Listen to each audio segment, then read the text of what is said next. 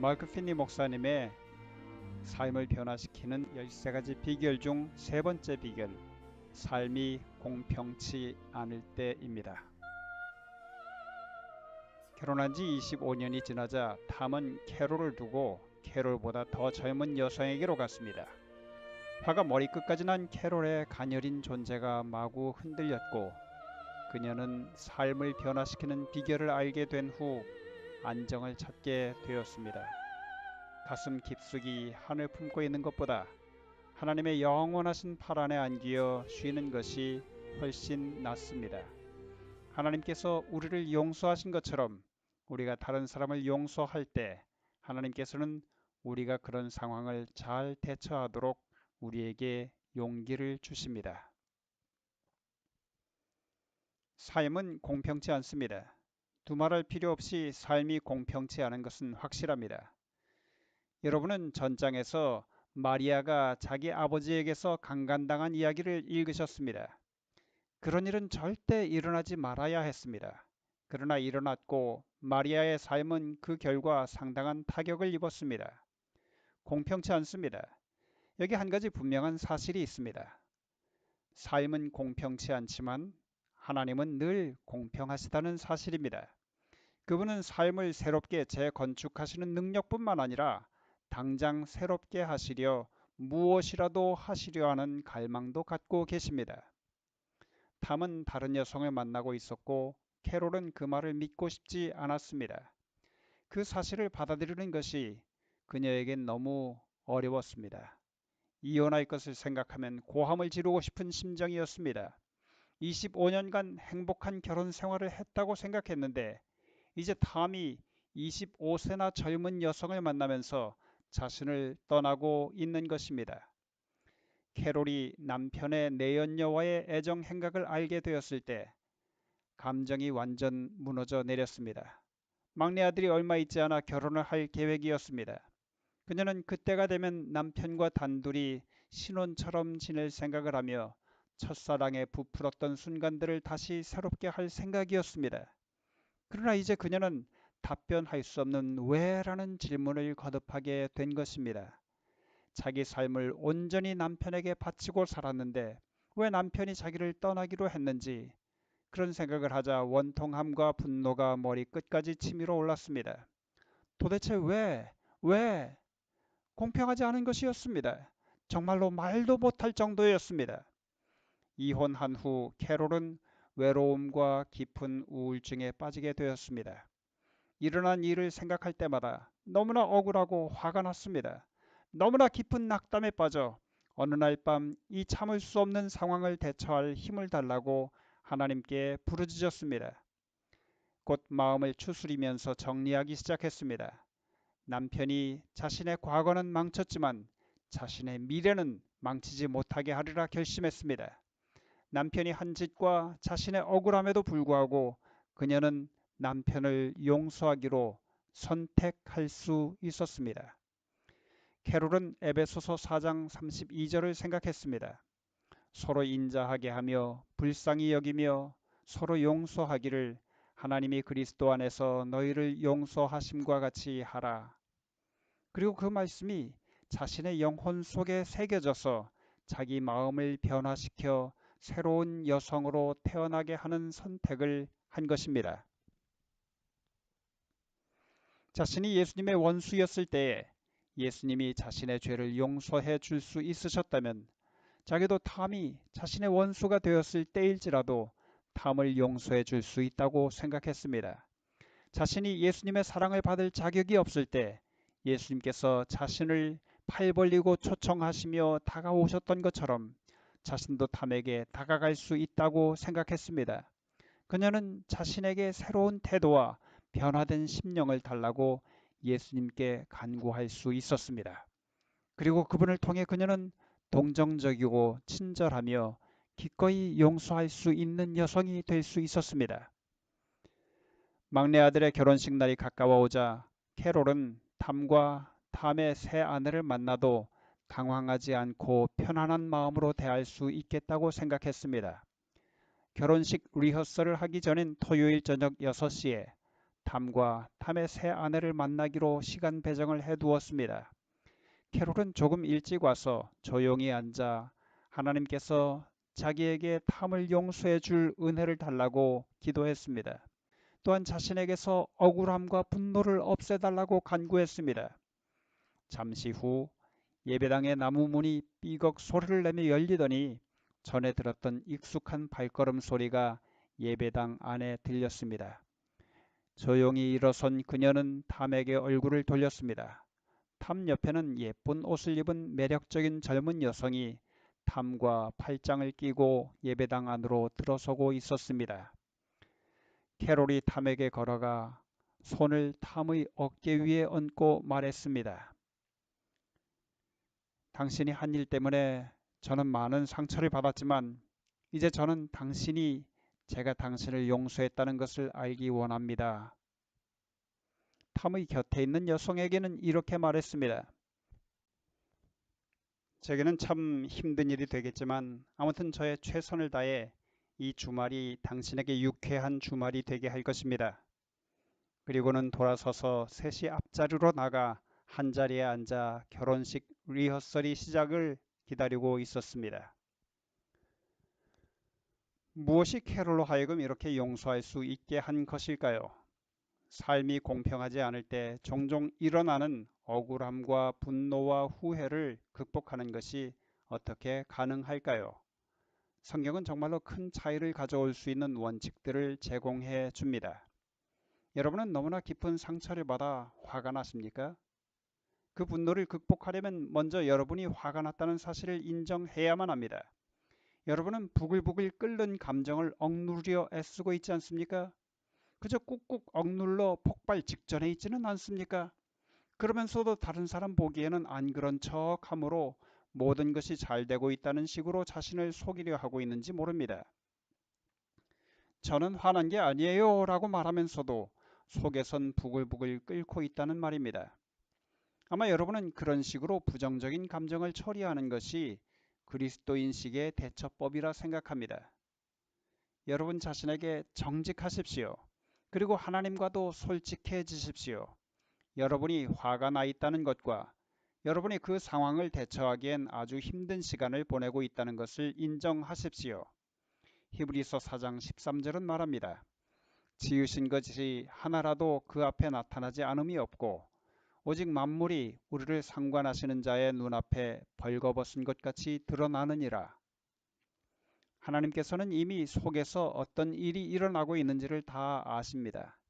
그러니 하나님에게서 그걸 숨기려 애써봤자 아무 소용이 없습니다. 그런 상황을 하나님께 아뢰 때 큰 유익을 받습니다. 다음과 같은 기도를 드려보십시오. 하나님, 저는 화가 납니다.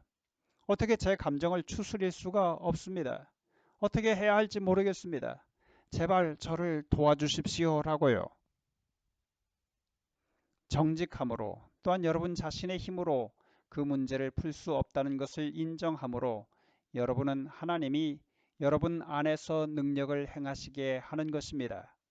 여러분은 하나님께서 그분의 회복하시는 사업을 시작하시도록 허락하는 것입니다.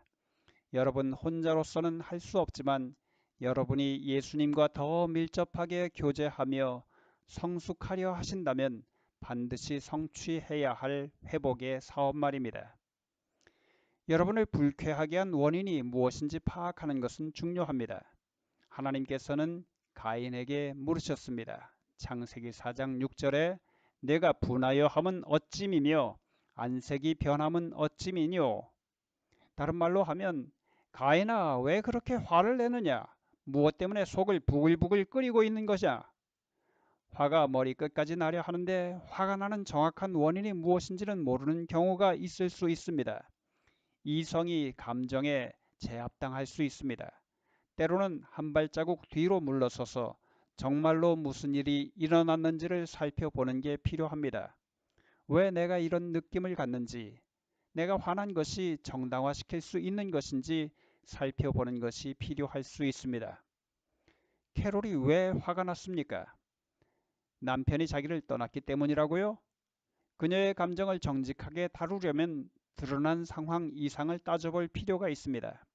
아마 버려졌거나 외롭다는 느낌 때문에 화가 났을 수 있습니다. 갑작스럽게 닥친 경제적인 곤경 상황을 받아들이기 어려웠을 수 있습니다. 날마다의 생활 습관이 극적으로 달라졌을 수 있습니다. 캐롤에겐 자신의 고통 문제를 해결하기 위해 왜 화가 났는지에 대한 구체적인 답이 필요했습니다. 때로는 살면서 중요한 결정을 하려 할 때 의식적으로 결정하기보다 감정적으로 할 경우가 있습니다. 전도서 7장 9절은 급한 마음으로 노를 바라지 말라. 노는 우매자의 품에 머무름이니라고 말합니다. 우매자의 품에 머무름이니라란 말은 잘 생각해 봐야 할 성경 말씀입니다. 고통당하는 것도 억울한데 누가 우매자 혹은 바보의 반열에 들기를 원하겠습니까? 부당한 대우를 받은 것으로 인해 화가 난 것과 그 화를 품에 머물도록 허락하는 것은 다른 것입니다. 감정을 따라잡고 행동을 통제해야 합니다. 점검되지 않은 화가 정상적일 때에는 절대 하지 않을 행동을 하도록 몰고 갈 수 있습니다. 마치 여러분 속에 암이 자라는 것과 같을 수 있습니다. 아무리 좋은 것으로 악을 보상하려 해도 화가 품에 머물면 그 화가 인생 전반을 지배하게 될 수 있습니다. 자, 여러분은 화가 나 있습니다. 이제 어떻게 하시렵니까? 어떻게 그 화를 처리하시렵니까? 여러분의 분노를 하나님께 드리십시오.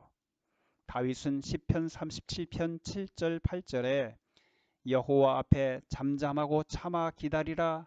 자기 길이 형통하며 악한 꾀를 이루는 자를 인하여 불평하여 말지어다. 분을 그치고 노를 버리라. 불평하여 말라. 행하게 치우칠 뿐이니라고 말합니다.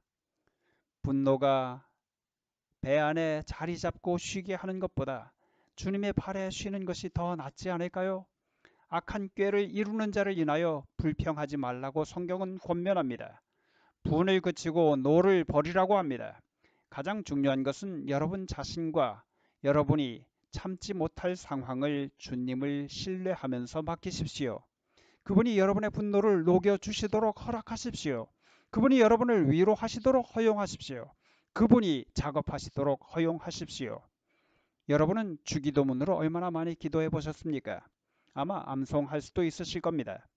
주기도문의 짧은 구절을 다 암송하면서 그 안에 담겨진 의미는 잊고 계신 건 아니셨는지 궁금합니다. 한 제자가 주님, 우리에게 기도하는 법을 가르쳐 주십시오라는 요청을 했을 때 예수님께서는 친히 주기도문이라 불리는 우리가 드려야 할 기도를 하셨습니다. 주님께서는 기도하셨습니다. 누가복음 11장 4절에 우리가 우리에게 죄 지은 모든 사람을 용서하오니 우리 죄도 사하여 주옵시고 우리를 시험에 들게 하지 마옵소서라고요. 용서는 원한과 후회와 영적 성장 저해의 원인이 되는 분노를 다루는 아주 중요한 단계입니다. 전장에서 용서의 중요성에 대해 꽤 길게 말씀드렸습니다.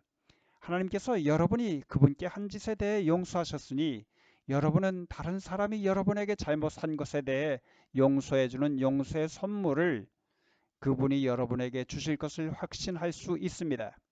여러분에게 잘못을 저지른 사람들을 진정으로 용서해주는 용서를 여러분은 주님께 달라고 요구할 수 있습니다.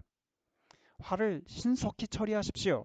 절대로 화가 마음속에 쌓이고 자라나게 하지 마십시오. 절대로 품속에 둥지를 틀게 하지 마십시오. 가능하면 화가 난 날 그 일을 처리하고 새날을 긍정적인 기분으로 맞이하십시오. 에베소서 4장 26절은 분을 내어도 죄를 짓지 말며 해가 지도록 분을 품지 말라고 권합니다. 인생을 살면서 성가신 문제들을 처리하는 얼마나 멋진 방법입니까? 성가신 문제들의 근원이 무엇인지를 밝혀내고 해가 지기 전에 문제가 발생한 그날 문제를 해결하는 것 말입니다. 가끔 가만 내버려 둘 때 문제들은 불필요하게 증식됩니다. 분노가 폭발하기 전에 성경이 제안한 방법을 쓰는 것이 분노를 푸는 건강한 접근법입니다. 요셉이야말로 분노할 이유가 충분한 사람이었습니다. 아무 잘못도 안 했는데 10명의 형들이 그를 못살게 굴었습니다. 아버지가 요셉을 편애하는 모습에 질투가 극에 달했습니다. 게다가 요셉이 꾼 꿈을 들어보니 자기들이 다 그에게 절하는 입장에 처한다는 이야기에 더욱 화가 났습니다. 요셉은 형들의 곡식단이 자기 곡식단에 절하고 11개의 별들이 자기에게 복종하는 꿈을 꾼 이야기를 한 것입니다. 형들은 질투심으로 가득 차 그를 죽일 계획을 했습니다. 유다라고 하는 형이 요셉을 지나가는 대상들에게 팔자고 설득했습니다. 요셉이 들짐승들에게 물려 죽었다고 아버지 야곱에게 거짓말시켰고 아버지는 요셉의 피 묻은 코트를 보며 요셉이 죽은 것으로 알게 되었습니다. 한편 요셉은 바로의 궁전의 경호실장인 보디발에게 노예로 팔렸습니다. 하나님께서는 큰 슬픔에 처할 입장에 있는 그 소년을 지켜보고 계셨습니다. 자신의 불운을 슬퍼하는 대신 이 17살의 소년은 자신의 어렸을 때의 믿음에 충실하기로 결심을 했습니다.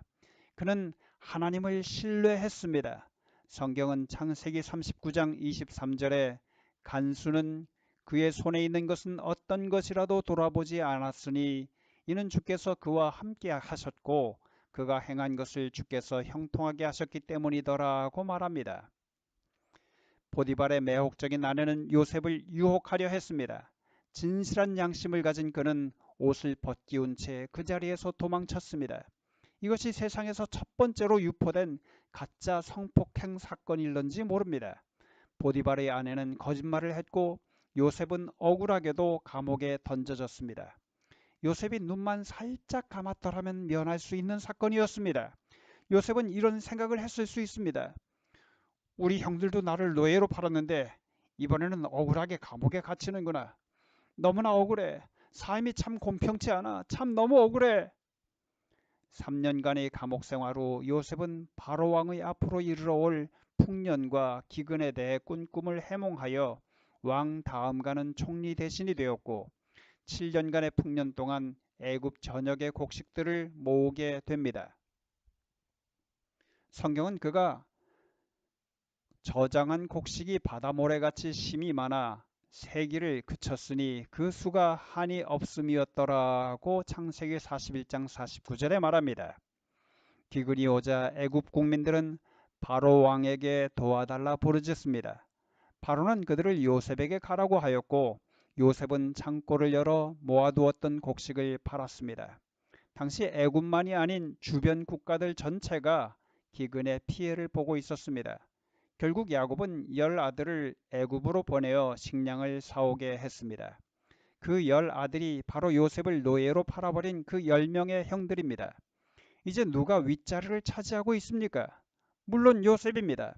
요셉은 자기를 죽이려 하다가 은전 20냥의 노예로 팔아버린 형들에게 식량을 팔지 않을 수 있었습니다. 그들을 엄벌에 처할 이유가 충분했습니다. 복수할 기회가 온 것입니다. 만일 그리했다면 우리는 그것을 의분이라 할 수 있었을 겁니다. 그러나 요셉은 자기의 분한 감정을 하나님께 드렸습니다. 그는 하나님이 자기 삶을 주관하시도록 맡겼습니다. 그리고 그분이 정말로 위험한 상황을 어느 누구도 생각지 못한 무언가 엄청난 상황으로 뒤집어 놓으시도록 허용했습니다. 요셉은 복수하는 대신 형들을 포옹하며 입을 맞추었습니다. 형들의 곡식 자루에 곡식을 채웠습니다.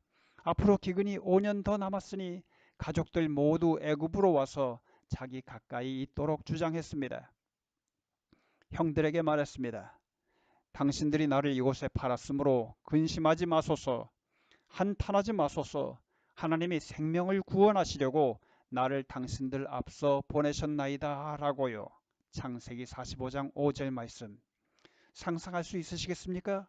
자기 인생을 완전히 망쳐놓으려 했던 형들에게 엄한 처벌을 내려 복수해도 무방할 텐데 그들에게 근심하지도 탄탄하지도 말라고 권하는 모습 말입니다.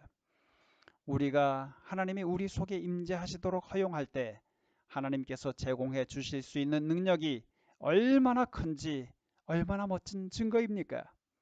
자신들의 인생을 망쳐놓은 누군가에 대해 분을 품을 권리가 있다고 믿는 이들에게 대한 얼마나 큰 모본이며 모델입니까? 맞습니다. 인생은 공평하지 않습니다. 우리가 죄가 지배하는 세상에 살기 때문에 좋은 사람들에게 나쁜 일이 생기기도 합니다. 우리는 나쁜 일이 생기게 할 짓을 하지 않았는데 때때로 해가 우리에게 닥칩니다. 우리의 삶은 정말로 무너져 내리기 쉬운 삶입니다. 우리는 끊임없이 재난의 언저리에서 살고 있습니다. 우리에게 생기는 일, 우리가 견뎌야 하는 고통에도 불구하고 우리가 한 가지 확신할 수 있는 것이 있습니다. 삶은 공평하지 않지만 하나님은 늘 공평하시다는 사실입니다. 그분께서는 가슴 아픔과 비참 속에도 함께 계십니다. 인생이 우리를 짓누르고 우리 친구들, 아니 우리 가족들도 우리를 내리누를지 모르나 하나님께서는 결코 그러지 않으십니다. 그분의 사랑은 늘 한결같습니다. 그분의 친절하심은 다함이 없으십니다. 우리에게 생기는 일이 무엇이든지 간에 그분은 우리 속에서 무언가를 하십니다. 그분은 우리가 그런 상황을 대처할 용기를 주시며 우리의 의심을 녹이십니다. 하늘의 보혜사를 우리에게 보내시어 위로하십니다. 화평케 하시는 분이신 그분이 우리에게 평화를 주십니다.